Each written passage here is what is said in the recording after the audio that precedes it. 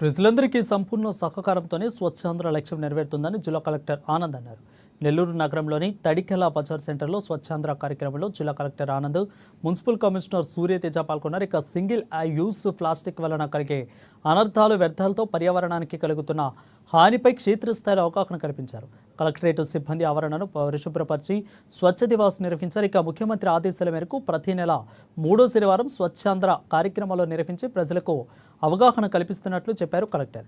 ఇక ప్లాస్టిక్ వాడకం క్యాన్సర్ కారకమని అన్న విషయం తెలిసి కూడా అప్రమత్తంగా ఉండనన్నట్లు ఆయన అయితే స్వయంకృతమే అవుతుందని అన్నారు.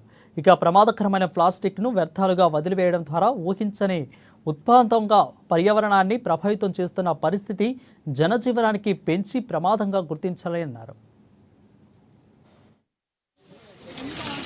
ప్లాస్టిక్ మీద వాడకం వల్ల వచ్చే హానికరం ఏంటి, అంటే ఆరోగ్యానికి ఎలాంటి హానికరం, పర్యావరణానికి ఏంటి హానికరం, దీనివల్ల మన నగరం ఎంత చెత్తమయంగా తయారవుతుంది అని తెలియజేయాలన్న ఉద్దేశం, ప్రతి ఒక్కరికి అవగాహన కావాలన్న ఉద్దేశంతో వీధిన ఈ కార్యక్రమాలు నిర్వహించాలని చెప్పి ప్రభుత్వం తలపెట్టింది.